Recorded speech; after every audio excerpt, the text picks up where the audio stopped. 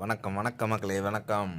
சரி, இன்றைக்கி என்ன முக்கியமான டாபிக்னா, சரி இன்றைக்கி நயாரா பற்றி பேசலாம் அப்படின்ற மாதிரி இருந்துச்சு. நயாரா எனர்ஜி வந்து கிட்டத்தட்ட சொல்ல போகணுன்னா அது ஒரு 49% ஓன்டு பை ராஸ்நெஃப்ட். ராஸ்நெஃப்ட்டுன்றது இந்த உலகத்திலேயே மிகப்பெரிய ஒரு கச்சா எண்ணெய் சார்ந்து ஒரு வர்த்தகம் பண்ணக்கூடிய ஒரு நிறுவனம். இப்போ யூஎஸ் கிட்டேருந்து இந்தியா வந்து வாங்க போகுது.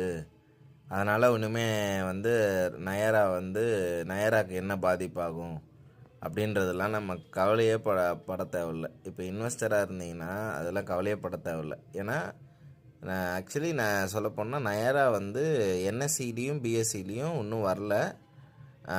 ஆஃப் த மார்க்கெட் ஏதோ சம் ஷேர்ஸ் போயின்னு இருக்குது. ஆனால் நம்ம இப்போ இதில் பொறுத்தளவு, நயாரா பொறுத்தளவு அது வந்து ராஸ்நெஃப்ட்ன்ற ஒரு பிக் ஜெயிண்ட். அதாவது ராஸ்நெஃப்ட் நினச்சான்னா இந்த உலகத்தில் நீங்கள் நினைக்கிற எந்த கம்பெனியாக இருந்தாலும் அவன் வந்து மறுநாள் அவன் நினச்சனா வாங்கிடுவான். அவன் வந்து தி பிக். அவன் நீங்கள் ஆப்பிள் எடுத்துக்கோங்க, எது வேணால் எடுத்துக்கோங்க, அவன் நினச்சான்னா, ராஸ்நெஃப்ட் நினச்சான்னா ஒரு கண்ட்ரி கூட வாங்க முடியும்.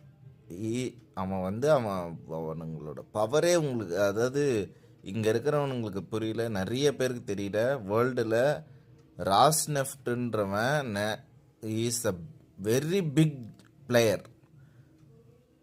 அவன் வந்து கச்சா எண்ணெயோட ஹெட். அவன் கிட்டத்தட்ட சொல்ல போனான் எந்த கச்சா எண்ணெய் சார்ந்து இது விஷயங்கள் பண்ணாலும் அவனை கேட்காம எந்த ஒரு முடிவுமே உலக வர்த்தகத்தில் எடுக்கவே முடியாது.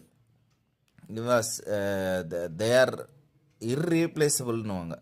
இந்த உலகத்தில் கச்சா எண்ணெய்னு கடைசி சொட்டு கச்சா எண்ணெய் இருக்கிற வரைக்கும் அந்த ராஸ்நெஃப்ட்ன்ற அந்த இது வந்து இருக்கும், அந்த நிறுவனம் இருக்கும். அதனால் they are very big giants. Don't underestimate. அவ்வளோதான்.